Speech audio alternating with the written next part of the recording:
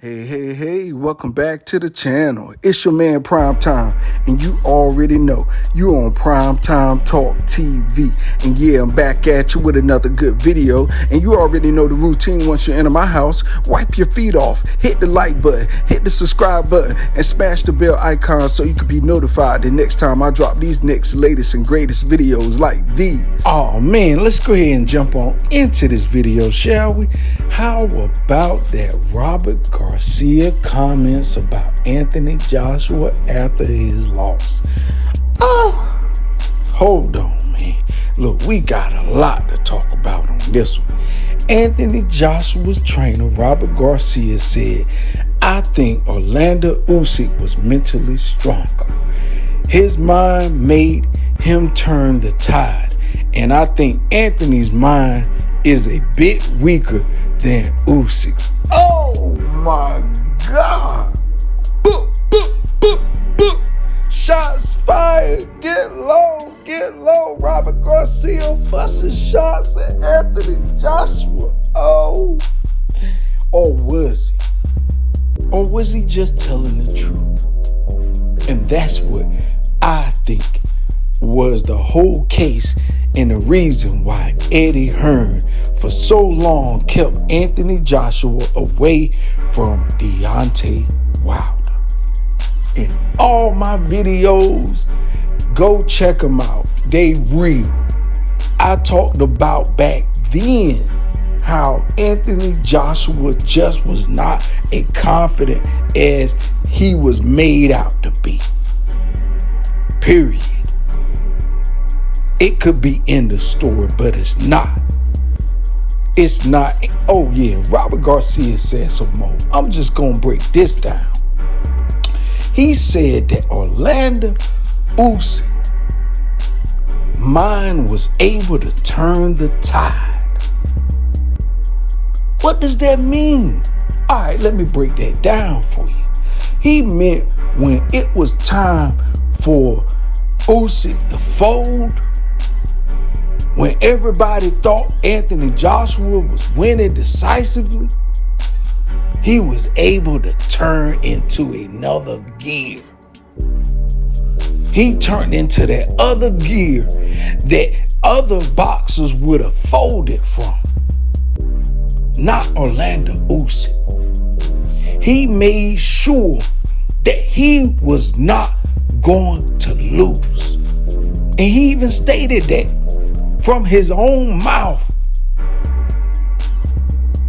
He knew he was down on the cards, but he said, "I will not lose. I will not lose. I will not lose." He willed himself to win, to turn the tide.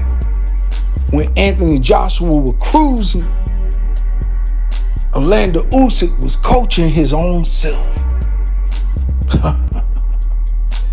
What do you think Anthony Joshua was coaching himself? They was in the corner saying, "You up 3." And when they should have said is, "You down 3."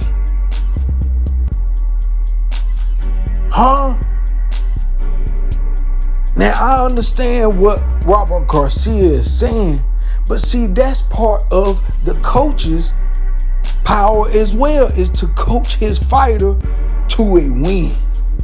The same thing that the coaches did for Leon Edwards against Kamaru Usman in the UFC.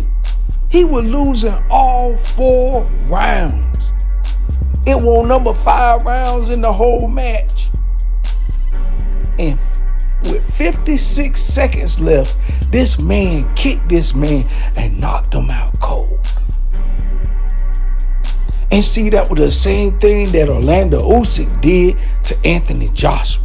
Just when everybody thought it was over and Orlando USYK done lost, Anthony Joshua looked better. He's going to the body. He was doing good. But a few things he still was missing is using that jab and using his reach, not allowing the shorter man to get in his distance. You only let somebody get in your distance is if you allow them to. So it just shows that Anthony Joshua still lacks a lot of boxing discipline as a big man to be able to fight. They groomed him as this power puncher, knockout artist, explosive shots, muscle man, strong, hit you with one shot, knock you out the ring. But it shows something different. It showed a tender-hearted man that really was not trained in the form of boxing as a big man should be. Using that jab. But see, all the muscles, his arms get tired. Or either he ain't training enough with those muscles. But either effect, the rest of what he said is that I just repeat it all over anyway. I'm reading, paraphrasing what he actually said. He said, Robert Garcia said, I think Orlando Usyk was mentally stronger. His mind made him turn the tide. And when Anthony's mind is a bit weaker than Usyk. Now, he said, I think Anthony's mind is a bit weaker than Usyk's. Instead of going out stronger, his mind and exhaustion played games with him. Now, hey, that's real, a breakdown from a coach stance. He don't work with many fighters, and he gave you his breakdown of what he thinks of his fighter, Anthony Joshua. But given it, rushing his time of training someone, did he get enough time with Anthony Joshua to be able to understand his psyche? Because I think on a coach's part, you kind of fail as well, because if you notice, then you should be able to attack those parts of that fighter. And I wouldn't have dared told a fighter I thought with a weaker mind to say that, we up 3. No, I would have told him we down 4. He could have been up 3. I would have lied to him. For real. Straight up. That'd be the only time I would have lied to him. Because, in situations like that, you can't allow that fighter to feel like, oh, you got it made. Because that's when you're going to put your guard down and you're going to get knocked out. 9 times out of 10. Which, the good thing is, no fighter in this fight went down. But the bad thing about it is, Anthony Joshua did not do all that ferociousness he was talking about. His war, if I got to throw him and body slam him, I'll do it. What happened to all that? What happened to that desperation? It was too much cautiousness. And, it just let you know, hey, Usyk got some power, man. You think he ain't no heavyweight. That boy, he can fight a heavyweight, at heavyweight. And he's proved it time and time again now. What we all knew is that Deontay Wilder would have knocked Anthony Joshua out over here in the U.S. We have always known that. But we could never get the fox in the chicken coop. This fox, Anthony Joshua, was smart. He was like, oh, no. I done been rocked by some lesser dudes, and this dude here knocking everybody out. Well, nah, I ain't fighting him. He's bad for business. And that's pretty much what that was. But Robert Garcia, thank you. Thank you very much. I appreciate you for, finalizing what I've always believed anyway.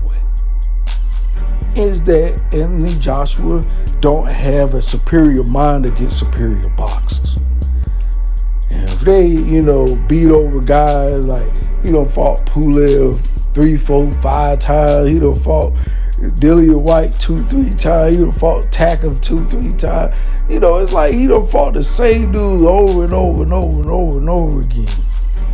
And then the other dudes you don't even know. So it's like he was never really, in my book, tested against the elite, especially over here in the U.S. And then when he was, what happened? Andy Ruiz took his belts. Huh? First fight over here in the U.S. got his belts taken by a smaller dude. And of course, he went way over there in Saudi Arabia, got dude fat. You know, they over there parading Andy Ruiz around. He ain't training. You know, hey, man. I think if that girl had been over in the U.S. again, Andy Ruiz would have won again. Real talk. Real talk. But all that luxury treatment over there in Saudi Arabia, even Andy Ruiz said himself, man, yeah, I was, celebrating too much. That's all right, he was. He was soaking it up. They got parties for him and stuff in Saudi Arabia before the fight. He wasn't training, doing interviews, commercials around the town. Shoot, he wasn't even prepared for that second fight. So it is what it is, though. But moving right along, like I said, I definitely appreciate Robert Garcia for, being honest and giving his honest assessment of his own fighter, Anthony Joshua, which I'm pretty sure is no longer his trainer again. The way Anthony Joshua walked away from him, in the corner for a long time, vented, fussed, and dropped the F-bomb, and then walked out the ring. Woo! Boy, and then came back and did a loving, beautiful speech. And after he threw the belts out of the ring, threw the Ring magazine belt out the ring, and he threw the WBA belt out the ring, Hey. I wonder why. Why would he throw the Ring magazine belt out the ring? And why would he throw the WBA belt out the ring? Begs to ask a serious question on that. And, I do want to cover that. You know what? I do want to cover that. Because here lately, Ring magazine, has kind of rubbed Devin Haney the wrong way. And, the sad thing about it is that,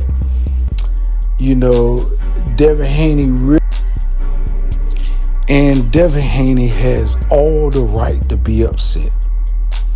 You know why? Because a lot of people don't know, but in 2007, Oscar De La Hoya, Golden Boy Promotions acquired Ring Magazine. Right? You're like, what this got to do with anything? What love got to do with it? This ain't Tina Turner. I'm talking about Ryan Garcia, boss. That at any cost, he ain't gonna show no love to Devin Haney and no Ring Magazine rankings, even though Devin Haney got the Ring Magazine belt. Huh? Ain't that a conflict of interest? I love De La Hoya. Cool dude, awesome boxer. Legend, living legend. But that right there, my friend, is conflict of interest. Devin Haney is the youngest undisputed champion in history right now. In the 4-belt era, that is. So that's a whole new era that's been created by y'all. And y'all don't acknowledge it. Didn't even put him in top 10 ranking. He beat the man to beat the man. Teofimo Lopez got waxed by Kambosos. Kambosos knocked him down the first round. And then split him open in the 6th round. And blooded him up and beat him to a bloody pulp. In the end, took his belts.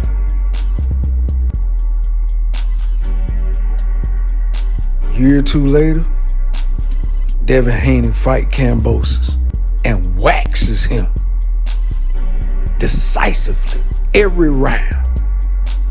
Did everything but knock him down.